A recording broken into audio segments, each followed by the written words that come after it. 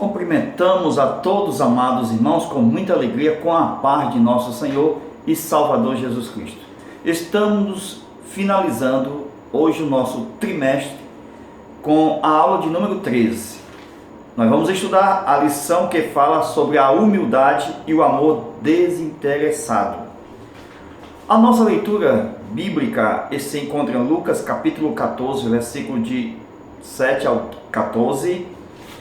E hoje nós vamos tratar sobre a lição da parábola dos convidados e dos primeiros assentos. Hoje, no tópico de número 1, nós vamos estudar a interpretação da parábola dos primeiros lugares e dos convidados. Amados irmãos, é uma história que nós iniciamos logo nos primeiros versículos, que a história começa no versículo de número 1 do capítulo 14 de Lucas, quando Jesus ele é convidado. Não só Jesus, mas outros convidados também vão até a casa de um chefe, doutor da lei dos fariseus. Amados irmãos, não foi um encontro normal, onde as pessoas fossem ficar felizes, se congratulassem, mas como sempre é difícil, nós vemos que todas as vezes que Jesus se encontrava com os fariseus, a gente via o grande desafio que Jesus tinha com eles. Haja vista em outra ocasião que Jesus foi na casa de um fariseu, se lembra? Do fariseu e da mulher pecadora.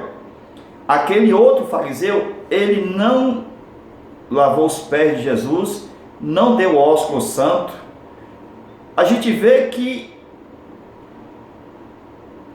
sempre os fariseus faziam uma estratégia para pegar Jesus. E nesse episódio que Jesus vai contar a parábola dos primeiros assentos, primeiros lugares e dos convidados, não é diferente. Por quê? Porque os fariseus, eles vão convidar Jesus, primeiro, no dia de sábado. E como vai pegar Jesus em vamos dizer assim, vamos convidar Jesus para comer pão, e vamos fazer uma armadilha para ele cair. Não é assim que os fariseus faziam para perturbar, tentar tirar Jesus do equilíbrio? Vocês observam que aquele doutor da lei perguntou, se lembra? Qual é o maior mandamento da lei e quem é o meu próximo? Para instigar, para fazer Jesus tentar tropeçar. Mas Jesus não só conhecia a lei, mas era o próprio Deus encarnado, conhecedor de todos os corações. A gente percebe que na festa, podemos dizer assim, que Jesus estava, que ele vai comer pão com os convidados ali, aí temos uma mesa que é quadrangular, com 4 cantos, aonde tem um anfitrião, o dono da festa, que os primeiros convidados são sentados ao lado direito e ao lado esquerdo do dono da festa. E Jesus, ele vendo aquilo, ele viu aquilo e prestou bastante atenção para depois ensinar como se deve comportar quando alguém for convidado a uma festa, a um banquete. A gente percebe que logo no início do capítulo 14 do Evangelho de Lucas, a gente vê Jesus, ele sendo confrontado logo no início pelos fariseus. Sabe por quê? Porque os fariseus vão colocar na frente de Jesus, não foi à toa. Tem um homem hidrópico na história de Lucas 14, que vai colocar Jesus à prova, primeiro, no dia de sábado. Um homem hidrópico, doente. Qual era a função de Jesus? Segundo Lucas capítulo 14 e o versículo, nós temos o versículo 18 do capítulo 4 de Lucas, onde a missão de Jesus era salvar, era curar. Então, colocou um homem hidrópico. O que é um homem hidrópico? Que doença é essa? É um homem que retia no seu organismo, na sua vida física, líquidos. Tinha mais parte hídrica na parte do corpo humano, porque havia um inchaço. Então se inchava as mãos, pés. Tudo isso era provocado por mau funcionamento de coração, de rim ou de fígado. Por isso, esse inchaço na vida do hidrópico, a gente vê logo que ele está doente. Então, meus queridos amados irmãos, a gente vê logo de cara que os fariseus, mais uma vez, chamaram Jesus para prová-lo. Sabe por quê? Porque quando o homem estava diante de Jesus ali, na mesa, aquele homem doente, hidrópico, inchado, mostrando tipologicamente que era a mesma doença dos fariseus, porque os fariseus também são doentes por dentro, eles têm inchaço por dentro, os fariseus têm corações gordurosos, incrédulos por dentro, e só Jesus conhecia o coração deles. E diante da conversa que os fariseus, doutores da lei, estavam tendo, com certeza a respeito do dia de sábado, porque eles sempre falavam no dia de sábado a respeito de textos bíblicos, ensinavam o povo, Jesus tomou a palavra. Quando Jesus tomou a palavra, revela qual era o ensinamento que os fariseus estavam comentando. Primeiro, quando Jesus pergunta, é lícito curar no sábado, sim ou não? Na verdade, nós observamos o seguinte, que os fariseus estavam comentando sobre o mesmo assunto da pergunta, porque a pergunta revela o assunto da qual os fariseus e doutores da lei estavam comentando. Então, quando Jesus tomou a palavra, eles estavam comentando sobre o dia de sábado, porque Jesus perguntou, é lícito curar nos sábados ou no sábado, sim ou não? Jesus continua no mesmo questionamento. Qual de vós que no sábado, se cair um jumento ou um boi, vocês não vão tirar para salvar? Jesus sabia a vida deles, por isso que quando Jesus conta que eles fazem na prática aquilo que julgam lícito fazer no sábado, Jesus, com uma cajadada, mata os coelhos de uma só vez. Ele disse, se vocês conseguem no sábado fazer o bem tirando um jumento, um boi de dentro de um buraco, é lícito sim ou não? Biblicamente a gente vê que eles ficaram calados, porque eles faziam exatamente o que Jesus estava perguntando. Como eles ficavam calados, e quem se cala consente, Jesus, com certeza, chegou a hora dele fazer o milagre.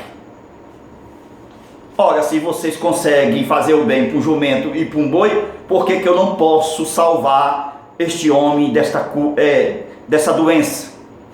Porque o sábado foi dado para beneficiar o homem. Não foi o homem para beneficiar o sábado.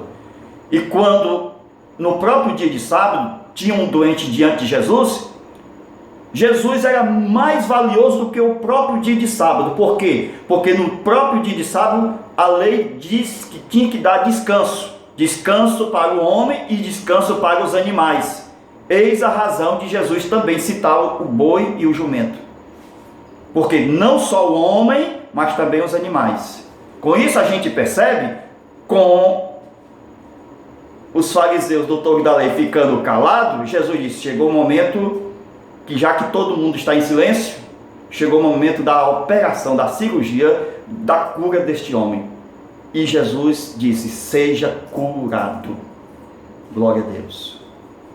diante dos olhos de todos, Jesus curou aquele homem, depois que preparou o caminho para o coração de todos os fariseus, e que eles pudessem ficar calados diante de qualquer acusação que houvesse. Porque Jesus disse: vinde a mim os que estão cansados e oprimidos, e eu vos aliviarei. Então o próprio Senhor Jesus Cristo era um tipo do próprio sábado, porque Jesus é a graça de Deus que há se manifestado, trazendo salvação a todos os homens. Com isso a gente percebe que o sábado, tipologicamente, é um tipo da graça de Deus. Com isso, Jesus sendo a graça que foi manifestado, trazendo salvação, então aquele homem não poderia, diante de Jesus, estar doente. Porque a missão de Jesus era curar, limpar. A missão de Jesus era dar liberdade, conforme diz o profeta Isaías, e dar vista aos cegos. Então ele tinha que provar que era o Messias. Já que eles colocaram o homem ali diante de Jesus, doente, para provar, Jesus mostra que é o Messias, mas antes ele mostra exatamente, prepara o coração de todos para que a cura aconteça. Veja como é a situação. Ele não cura logo, ele não disse seja curado, para que não haja qualquer confusão. Ele prepara o caminho para chegar na cura. Glória a Deus. Então, meus amados irmãos, a gente percebe que os fariseus eram um tipo deste homem hidrópico. Por quê? Porque assim como aquele homem hidrópico tinha retido no seu corpo muita água por causa da doença, o mau funcionamento de um rim, de um fígado ou um problema no coração, a gente percebe que também os fariseus retinham no seu coração incredulidade, orgulho. Com isso a gente percebe que quando Jesus chega, ele não veio para reter líquido, ele veio fluir águas. Se lembra no último dia da festa, Jesus, ele se levantou e disse: quem tem sede, vem a mim e beba. E os discípulos receberam águas vivas no interior, no dia da ressurreição, naquela tarde daquele domingo. Com isso a gente percebe que Jesus não retém águas, líquidos, hídricos, mas Jesus faz com que as pessoas venham ser salvas, porque no seu interior fluirão águas vivas que saltam para a vida eterna. Glória a Deus.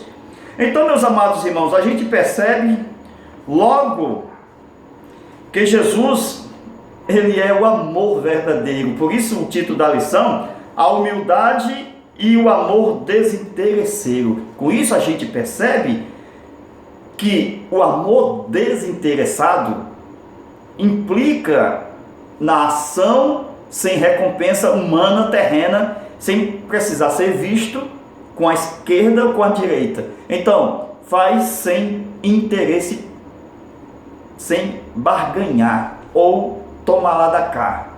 Então a gente percebe que Jesus, ele conta esta parábola. Veja o versículo de número 13 e 14.